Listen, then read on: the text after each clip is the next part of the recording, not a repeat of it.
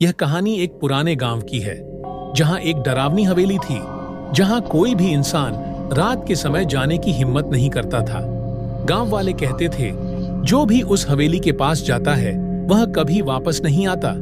वहां का अंधेरा इतना घना है कि कोई भी उस अंधेरे में खो जाता है।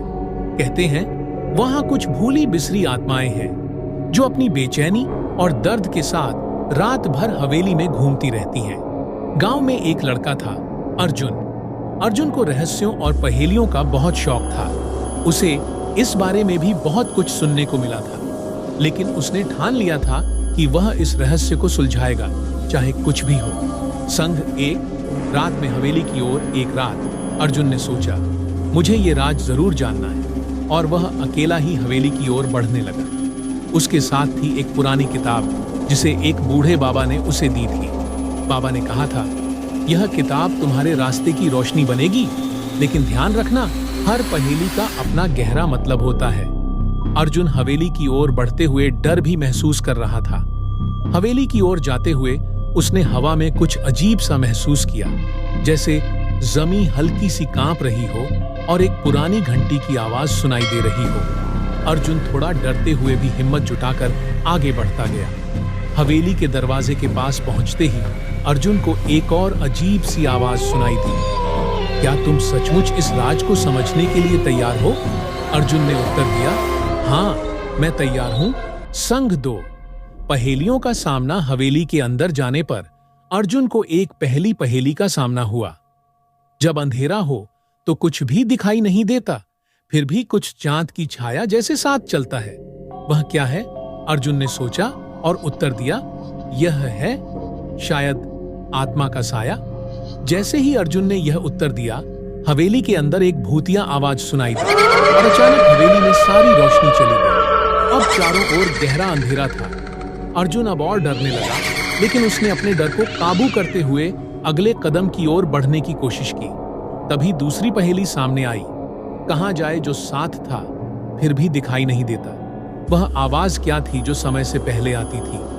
अर्जुन ने ध्यान से सोचा और उत्तर दिया, यह वह आत्माएं हैं जो कभी दिखती नहीं हैं, लेकिन उनका दर्द हमेशा महसूस होता है। जैसे ही अर्जुन ने यह उत्तर दिया, एक भूती आत्मा अर्जुन के सामने आई और कहा, तुम्हें अपने अंदर के डर से लड़ना होगा और उसे जीतना होगा, वरना मैं तुम्हें अपने साथ ले जाऊंगा। अर्जुन का दिल तेजी से धड़कने लगा, लेकिन उसने अपनी आंखें बंद की और अपने मन को शांत किया। फिर उसने आत्मा से कहा, मैं डरने वाला नहीं हूं, मैं अपने डर का सामना करूंगा। संग 3। अंधेरे में रोशनी की तलाश। अर्जुन ने अपने अंदर के डर को समझते हुए कहा, जो मुझे डराता है वह मेरा असली दुश्मन नहीं है, मैं अपने डर को समझकर उसे जीत सकता हूं। जैसे ही अर्जुन ने यह सोचा, पूरी हवेली में एक भयंकर आवाज गूंजने लगी। अंधेरा और भी गहरा हो गया। फिर अचानक आत्मा की आंखों में एक चमक दिखी और धीरे धीरे वह धुंधली हो गई। आत्मा ने शांति पाई और उसका साया हवेली में गायब हो गया।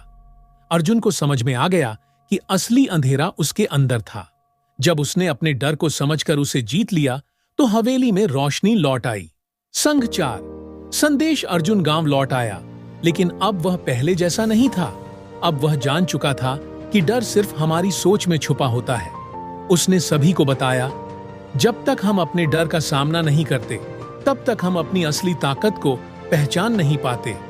अर्जुन की कहानी ने सबको यह सिखाया कि जो चीज हमें सबसे ज्यादा डराती है, वह हमारे अंदर छुपी होती है। अगर हम उसे समझकर उससे लड़ते हैं, तो हम अपनी असली ताकत पहचान सकते हैं। कहानी का संदेश, जो चीज तुम्हें सबसे ज्यादा डराती है, वह तुम्हारा असली दुश्मन नहीं है। डर तुम्हारे अंदर छुपा होता है, और जब तुम उसे समझकर उसे जीत लेते हो, तो तुम अपनी असली ताकत पहचान लेते हो।